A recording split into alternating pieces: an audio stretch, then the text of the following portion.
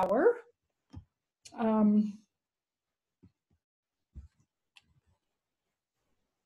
We want to thank our many Advancing EE Conference sponsors who have continued their support throughout the challenges and changes that have occurred over the last few weeks in our community. And we really appreciate all of them. So to make things run as smoothly as possible, I have a few reminders for everyone related to using Zoom. First of all lines are muted. And please ensure you remain muted unless we go to questions or breakout rooms. Please add your name to the group chat so we can see who joined us today. You can find that by going down to the bottom of your screen, and you will see the little, the little chat box down at the bottom. You may not be able to see it on my screen because I can't get my, let me see if I can bring this down a little bit. I can't get my bottom of my screen to, but anyhow, there's that chat box. So go to that chat box, add your name, and also at this point, if you would add how much, where you're from, what organization you're with, and how much you already know about the Colorado Environmental Education Plan. That'll help Katie out with her presentation, knowing where we're at as a group. Please, if you run into technical issues, you can send a private chat to me via the chat button. Again, my name is Rose Banzaf, so you have the option on the chat button to decide whether you're sending it to everybody or an individual. And if you're disconnected, you may also call Nicole from CAEE, and I've posted her number up at the top of the chat box if you need assistance. Feel free to use the chat function as well to send questions to our presenter. And please be patient with us. This is fairly new to many of us and many of you, and we're learning together. And so far, things have been going pretty awesome. And without further ado, I am pleased to introduce our presenter for this session, and that would be Katie Nathan with CAEE. Enjoy. Thanks so much, Rose, and thanks everybody for joining us this afternoon to talk about the Colorado Environmental Education Plan. We have been starting to work on the revision of the plan since last fall, and wanted today to give an update on where we are, what's coming next, all of those things. And as you can imagine, that's changing quite a bit as we kind of navigate our new realities. I also saw that Heather Hubbard is on the line. So Heather has been part of the writing team and the team that's been taking all the feedback into this new draft of the plan. So Heather, feel free to jump in at any time if there's anything you would like to add or clarify as we jump through and start chatting about this. I thought we'd just start with a little history about where the plan came from and what's happened since that time to today, so that this may be a repeat for a lot of you or it may be new, but that way we could kind of all be on the same page about what the purpose of Colorado's Environmental Education Plan is. And that really started in 2007. There was a federal bill introduced called No Child Left Inside, which I'm sure many of you are familiar with. And basically, the goal of the No Child Left Inside legislation was to provide federal funding to states to support environmental and outdoor learning. But states could only access this funding if they had a state environmental education plan. And a lot of federal funding works this way. There are a lot of different bills where funding is provided, but you have to say how you might use that funding and what goals you're hoping to achieve with it. And so there were a couple pieces that they really wanted states to include in those plans, and that included professional development for teachers, information on assessment of environmental education, information on graduation requirements that relate to environmental literacy, information on access to field trips and those types of things. So the legislation kind of set out some general benchmarks for us. Unfortunately, that legislation never fully passed both houses, so it was never enacted into law, but it created this ripple effect where states across the country started developing plans for how they could advance environmental education in their states, with the anticipation that they would then be able to access this funding. And so today, over 40 states have some sort of plan that was adopted. And here in Colorado, we worked on that in a couple of different ways. And so we worked through some existing projects, like participating in the Colorado Department of Education's process for developing new state standards in 2009. There were members of the environmental education community on multiple committees to make sure that content was included. There was a big effort here in Colorado to create a Colorado Kids Outdoor Bill of Rights, which still exists today. And then in 2010, we worked to pass the Colorado Kids Outdoors Grant Program Act. That set up a grant program through the state. It only actually ever awarded one round of grants, but that was the first part of the legislation. And the second part was that we create a statewide environmental education or environmental literacy plan. So that legislation passed in 2010, and by 2012, Colorado had adopted the plan through the State Board of Education. So it went through many rounds of comments. Over 900 people commented on the plan through that process to really be thinking about what are our state level goals for this. The plan, adopted in 2012, established 4 different leadership councils in quadrants of the state to help move that plan forward and really focus on local implementation within those regions. The federal initiative really started evolving around 2015, and instead of continuing to try to work on a standalone bill, No Child Left Inside, they moved towards working towards including environmental education in federal education policy.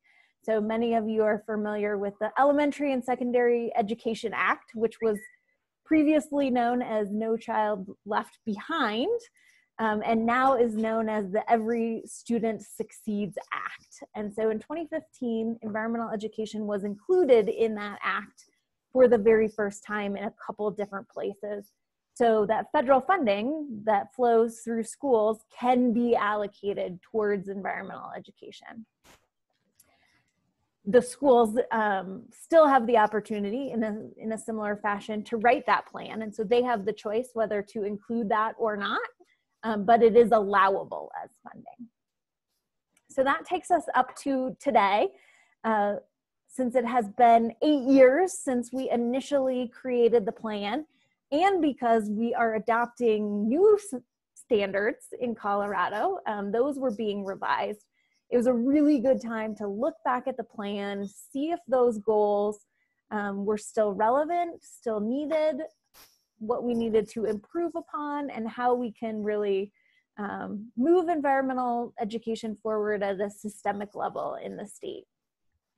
One thing I will say, and I think we learned a lot from the process that started back in 2007, but a plan is just that, it's a plan. So what we're putting together as our high level goals and big overarching goals.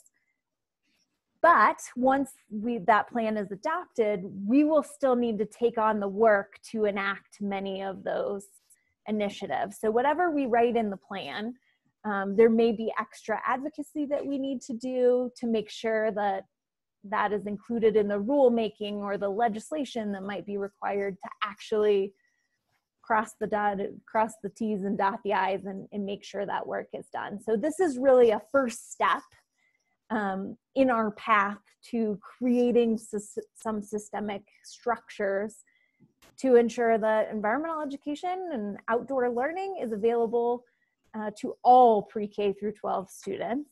It's not a nice to have, it's something that everyone should have.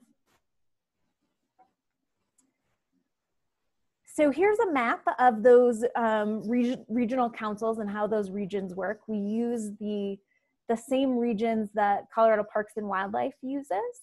And so the lines are a little fuzzy. They're drawn by watersheds, not by geometry, I guess.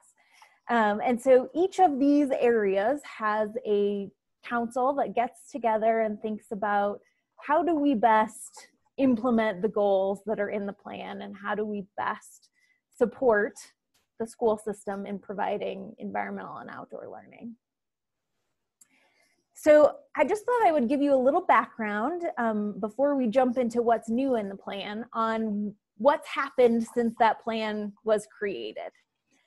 So these councils have been working since 2013 to really start to figure out how to best implement these pretty big goals around how do we make sure all kids have access to environmental education. So the first step that those councils undertook was really trying to learn more about what EE looked like in the current system. So in 2015, there was a survey done where we tried to identify which environmental education providers were working with which school districts in the state. We found that there were 33 school districts where no one was reporting working in. And we found that all of those school districts that we didn't have any data from were under 2,000 students. So we know there's some real gaps in rural areas of the state. So once we understood that a little bit more and where our gaps are and where we could start thinking about how to implement some of these bigger goals to make sure environmental education is available to all students, we really wanted to start fostering collaborations between environmental education partners, the non-formal providers of environmental education, and schools and districts.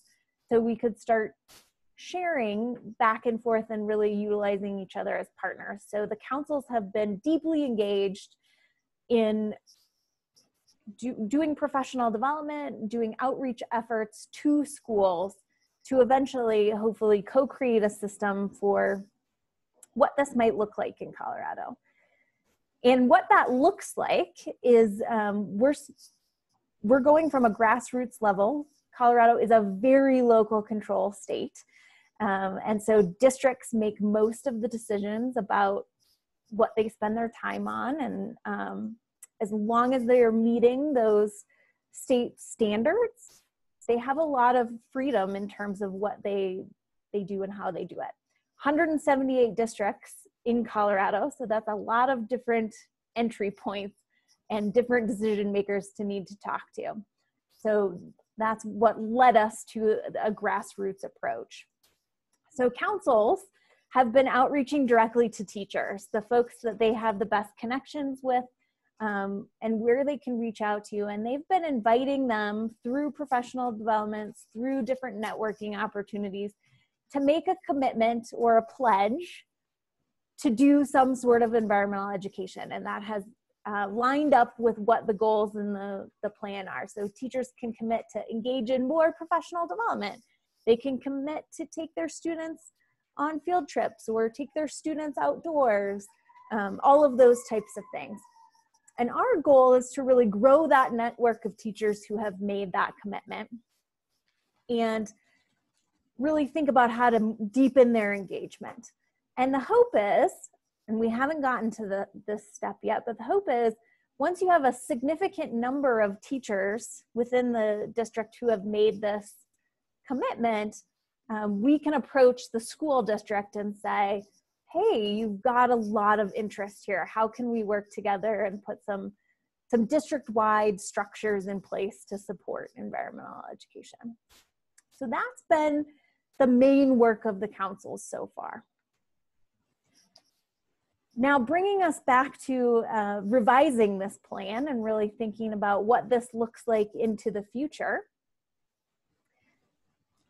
Our timeline was set to hopefully deliver a draft plan to you today. Unfortunately, we're not able to do that. As you can imagine, there was a lot of last minute pieces that got totally redirected during the last 3 weeks as our lives have changed. So that didn't get quite finished yet. And we were planning to move into a period of feedback and getting as many voices and as many thoughts and input into what should go into this plan as possible. We know that now is not the greatest time to be asking for feedback, and that people are pretty overwhelmed with just readjusting to what life looks like right now.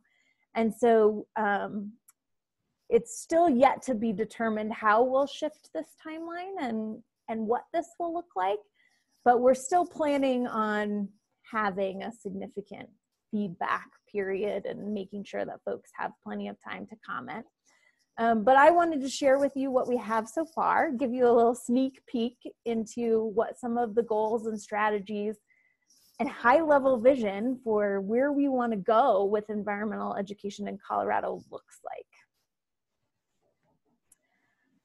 So after collecting the feedback in the fall, we pulled together a small team to start incorporating that feedback and start thinking about how the plan might change. And so Stephanie Hartman, who is the social studies content coordinator at CDE, and Maya Garcia, who is the science content coordinator at the Department of Education, have both been participating. Heather Hubbard, who is with the Colorado Parks and Wildlife as their education director, has been participating as a representative of the Department of Natural Resources, and then CAEE. And so we've been working on trying to pull all this feedback together and see what might need to stay the same and what we haven't completed yet and what might need to change. So I'm going to just give a rundown of the sections in the new plan and what will be included. The first section is really around what is environmental literacy, what are the definitions, what are we talking about, and why is it important? Just some brief background information. The second section is brand new. We did not have this in the original version of the plan, but some guiding principles to really help us think about how our strategies align, what's really important to us, and how are we living out the plan in the how we do things. And so we'll go into those and take a look at what those guiding principles, draft guiding principles are. There's also a section on environmental and outdoor learning in Colorado that basically goes through what's happened since the plan was passed up to today. It gives some background on where we're at. And then there is a section on implementation of the CEEP and who is responsible for what. And this section outlines how the Department of Education is involved in this and how the Department of Natural Resources is involved in this, how the regional councils, what their role is, and then how CAE is involved. And I will say from the Department of Education and Department of Natural Resources, what's listed in there right now is they'll provide a liaison to help support work on the plan. They will also share information about the plan whenever they can and think about ways to integrate this into initiatives that they're doing in their everyday jobs. And there's a few other bullet points as well, but those are a couple high-level pieces in there.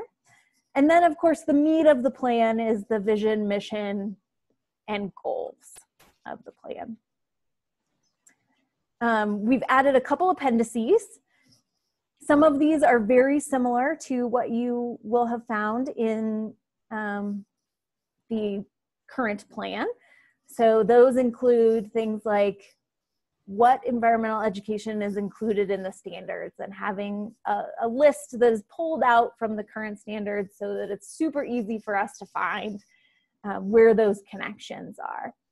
There's also criteria for professional development and criteria for high quality EE materials. That's very similar to what was listed in the current plan.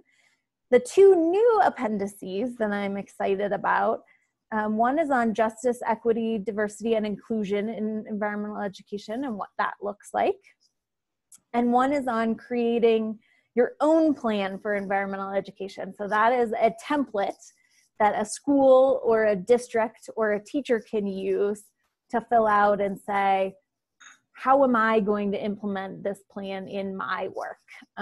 And they can pick a couple of strategies that they maybe want to try or implement. I'm going to stop there for just a second and take a look at the chat and see if we have any questions.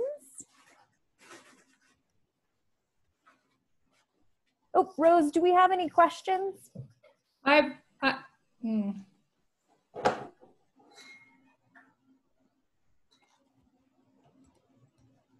not seen any questions. Mostly people are just signing in.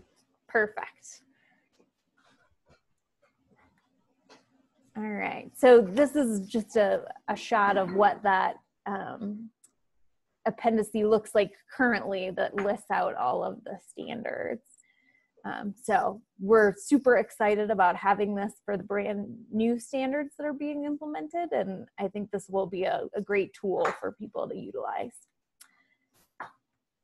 Digging into some of the deeper content in what we've pulled together, as I mentioned, guiding principles are brand new, but really will help us think about how we do some of the things that are listed in the plan. And these we actually adapted from California's blueprint for environmental literacy, so you'll notice a lot of similarities there. Some of these guiding principles are things like collaborative solutions and unified approach. So how are we making sure that we're working together on this? Sustainability and scalability of systems. We wanted to pull out and make sure it was clear that we need sustained funding and resources in order for this to happen, in order for this to work. And really thinking about how we can do that and thinking about how we can scale efforts. Commitment to quality. We want to make sure that when we're talking about environmental education and environmental and outdoor learning experiences, we are talking about high quality experiences, and that both formal and informal educators have access to high quality professional development. We really wanted to highlight that there's a variety of learning experiences. Environmental and outdoor learning looks a lot of different ways, and students are going to get the best experience when they experience it from different frameworks, different places, in different situations. And so we really value that and value the ecosystem of learning that is part of this approach. And then finally, cultural relevance and competence. And we want to make sure that we're thinking about that in everything that we do, and really highlighting that it's not just students of color that benefit from culturally relevant teaching. It's all students who benefit from those types of learning experiences. And so how do we make sure that we have culturally competent educators using resources and approaches that are responsive to the community? So this was a brand new addition to the new plan. The mission and the vision were revised a little bit based on the feedback that we heard. The core of what the meaning of the mission and the vision has not changed significantly, just some of the language clarified. So the mission of the plan is that organizations and communities collaborate to ensure that all students in the state of Colorado have access to and are engaged in high quality environmental and outdoor learning experiences. And the vision is that as environmentally literate Coloradans, all pre-K through 12 students engage in understanding, analyzing, and taking informed action on environmental challenges and conservation within Colorado, the United States, and the world. And you will notice, if you are familiar with the old plan, or the current plan, I should say, that the vision has been kind of combined with what used to be Goal 1. So you'll notice some of the language from Goal 1 incorporated into that newly rewritten vision. And I'll just highlight again, keep in mind that these are drafts, and so we'll be asking for feedback on all of these. And so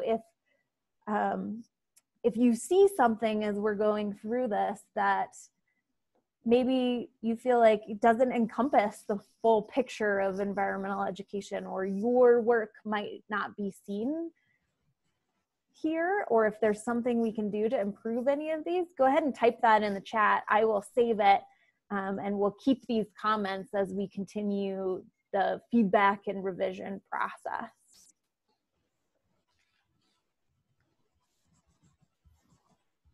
So I'm going to ask you to use your imagination on this slide.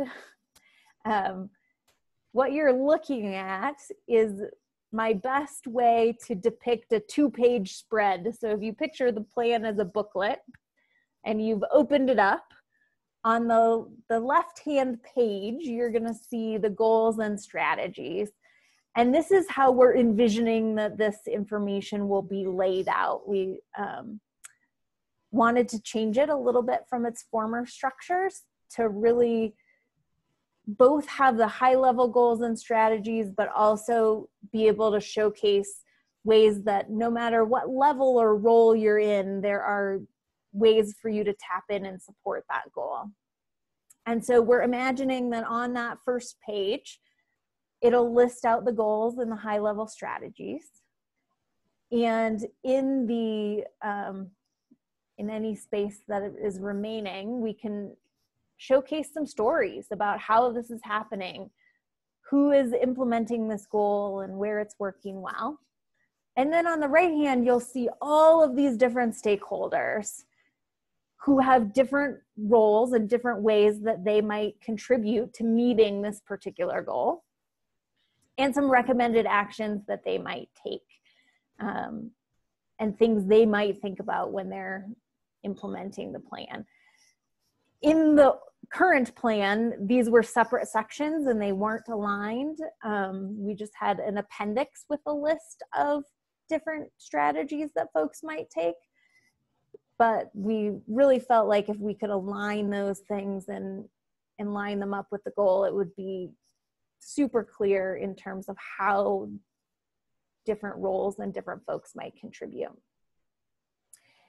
The other thing I will say about this that I am excited about is I think this gives us the opportunity to create different documents for different stakeholder groups. We can pull out all of the strategies for school districts and put them in one place. So if your audience is a school district, you can give them a very specific plan to them. And I think we have a lot of ability to really curate the content of the plan so it makes the most sense for the audience. That was one thing I think we heard very clearly in the feedback was, you know, how do we tailor this directly to the audience? So this is like the next 4 slides are the worst slides ever. There's way too much information on them. But we will kind of just go through what the different goals are, and get a sense of what are these big level things that we're thinking about for how we move towards systemic environmental and outdoor learning in Colorado. So the first one was really around strengthening collaboration among key stakeholders, and how do we do that, and what does that look like, and what are the needs there? And really thinking very strategically about how we could utilize collaboration.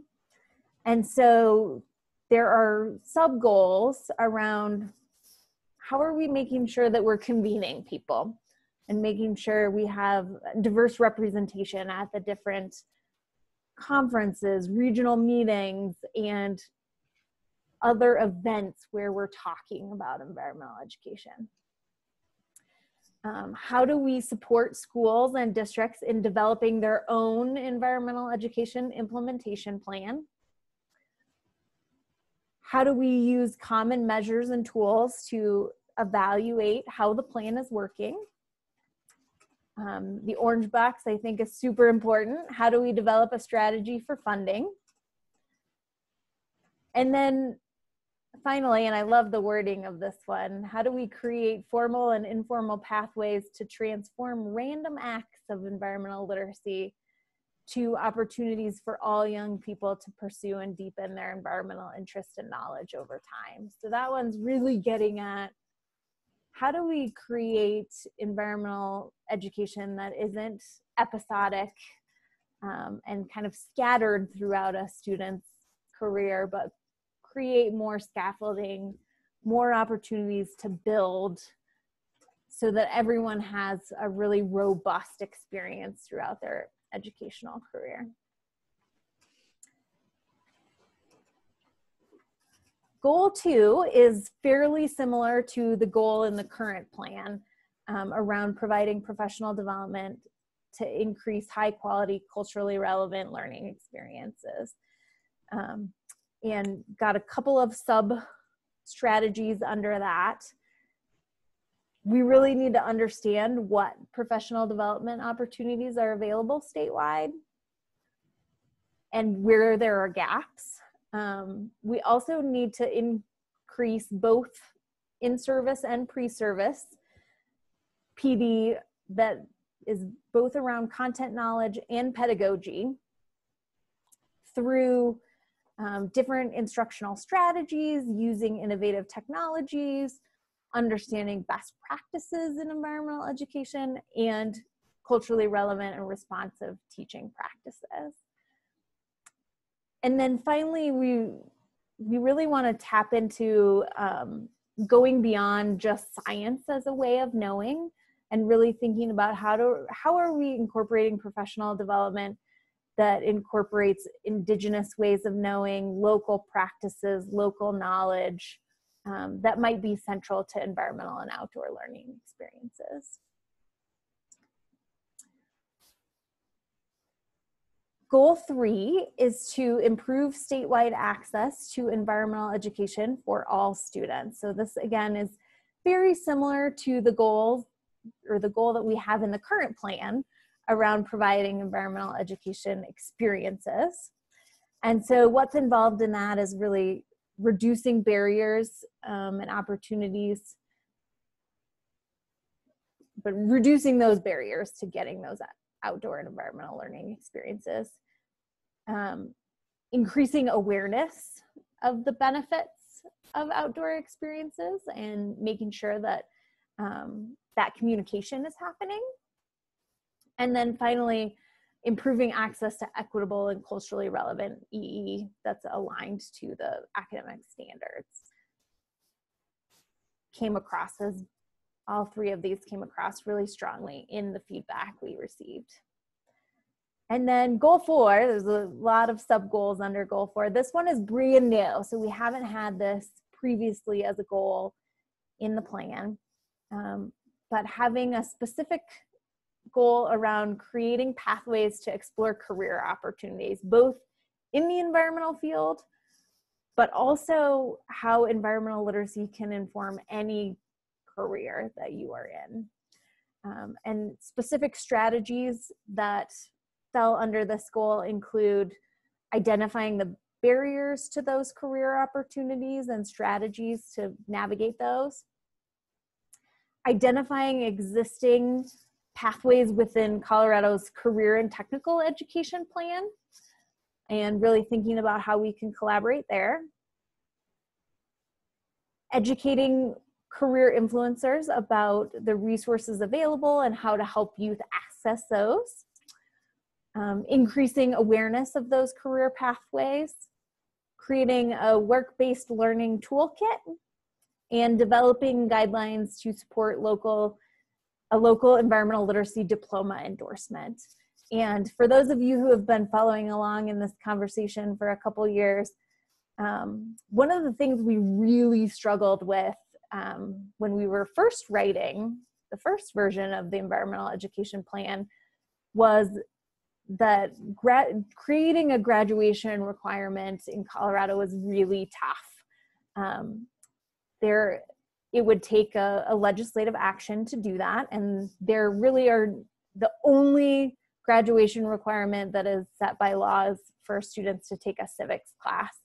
And it was just a couple years ago that Colorado even actually had statewide graduation requirements. Before that, every district got to decide their own. So we knew that that was going to be a really tricky thing to do in Colorado. But this gives us an opportunity to work through some other avenues to think about things like literacy diploma endorsements and those types of things. So we can work towards that goal and navigate around some of the challenges that we have here in Colorado. So those are a couple, just what's new with the plan. I know that's a lot of information and probably not the greatest way to look at it and think about what you might be thinking for suggestions, comments, etc. I'd love to get us into smaller groups for a few minutes and just talk a little bit about what you liked. Is there anything that you saw in this brief glance, which again I know is a little tough, that was missing, or things we should be thinking about? Is there anything that didn't come up? And so we'll get into breakout rooms, share how you're feeling. I would love it if when we come back, we could have a couple groups share out in terms of their thoughts on what this new plan feels like, looks like, and what we might continue to work on. So give me just a second and I will put you in breakout rooms for about 7 or so minutes. So you won't have a ton of time, just a little bit of time to chat.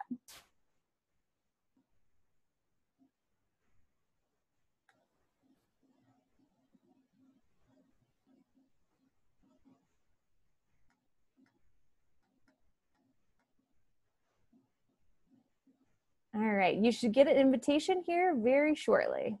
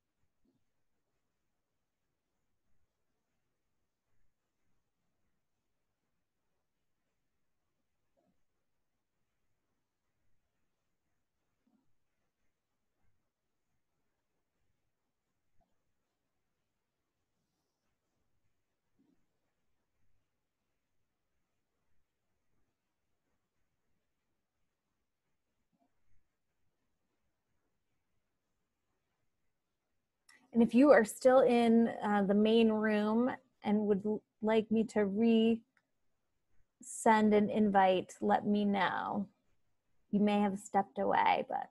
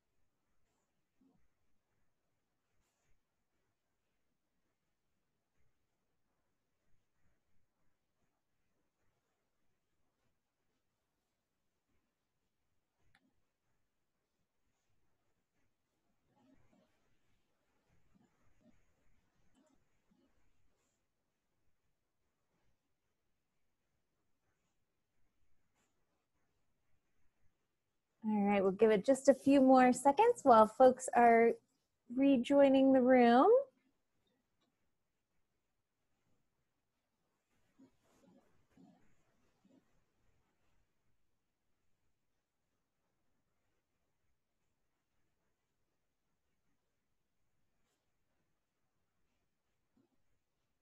All right, I think everyone is back.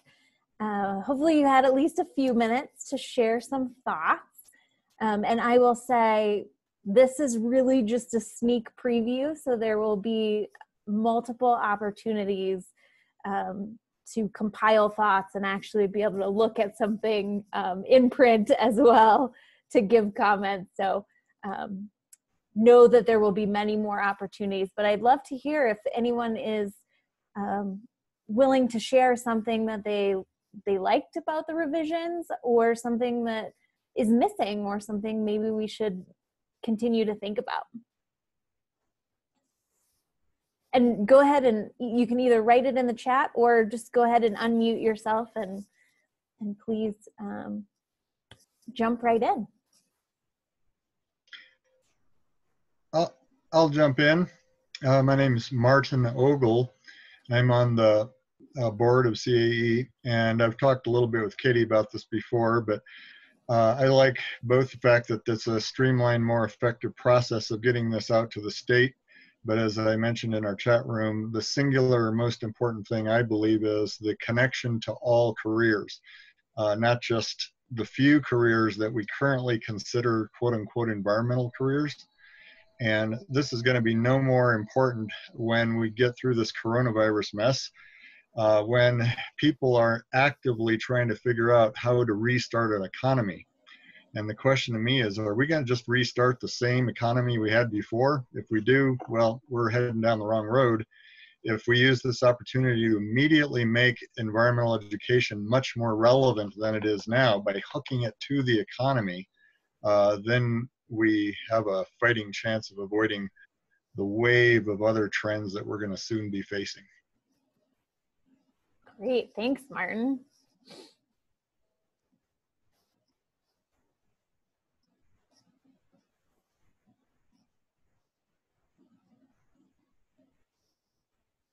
Anyone else willing to share out some thoughts from your conversations? I'll jump in there real quick. This is Sarah Johnson. I'm on the board as well and have been, but more importantly, I think I've been involved in this environmental ed plan work for a very long, well, 10, 12, 15 years, however long it's been we've been working on this work. And I'm thrilled to see how much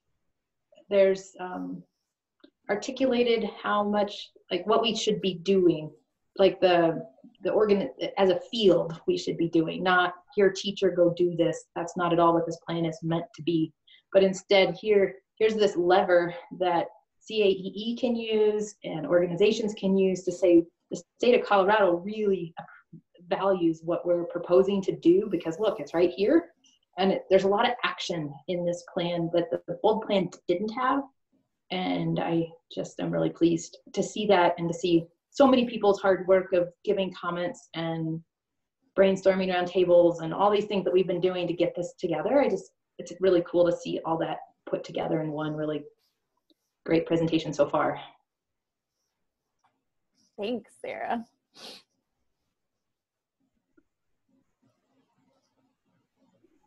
I'll jump in. Hi, this is Curry Rosado with City of Boulder Open Space and Mountain Parks Department. And I'll echo what Martin and Sarah said and just add on additional appreciation for all the incredible work that has gone into the current and this version of the plan.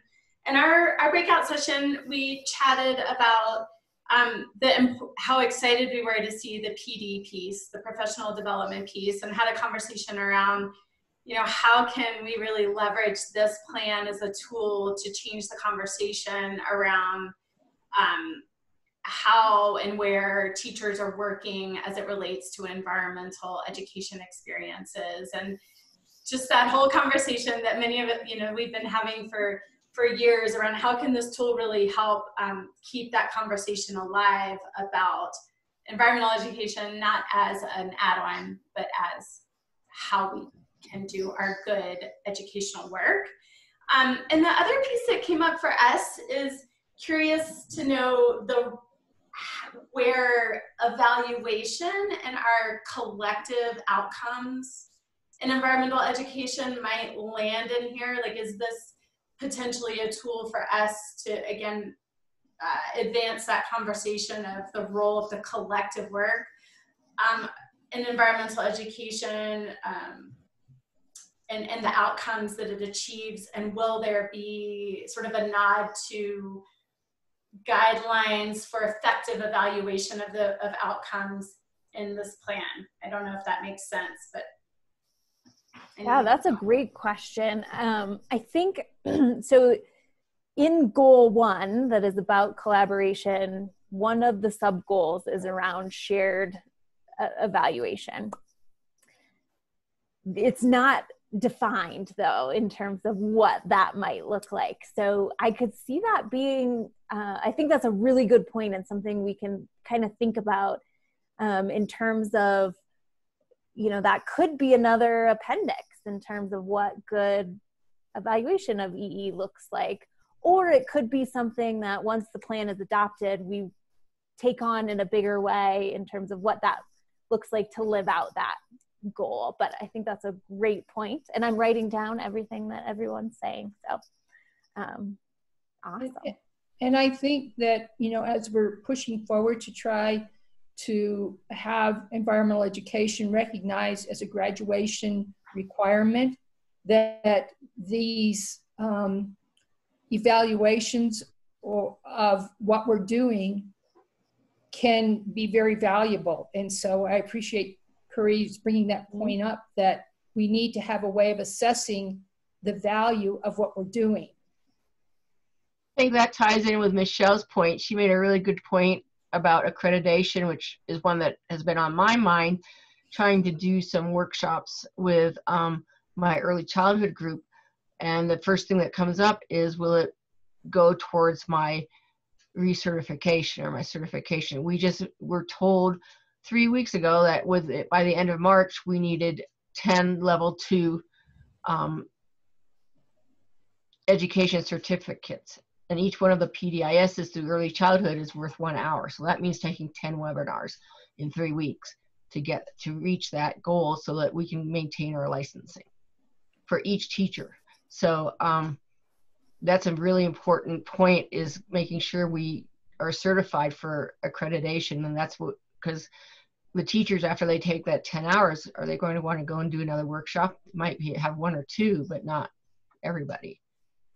You know, and that brings up another point for us non-professional educators.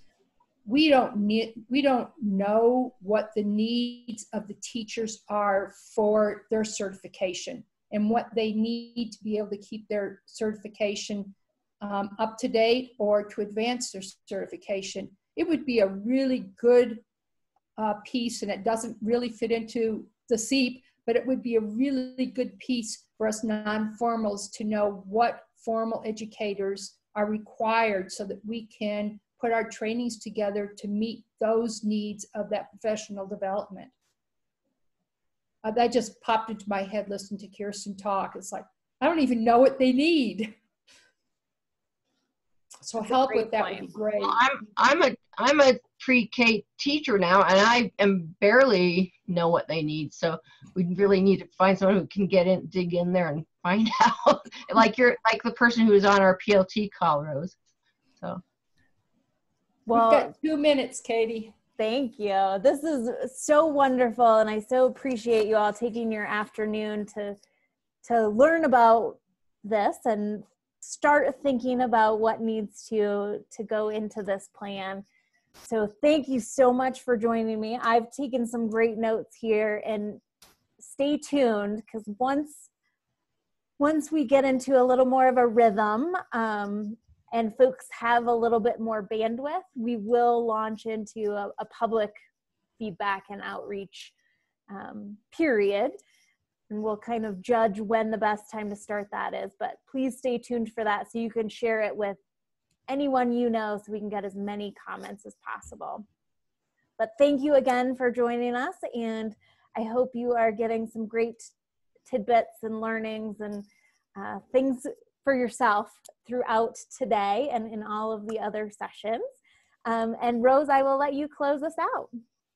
And Katie, I have lost my slideshow that says thank you for coming. I don't know where it went. No worries. Thank you for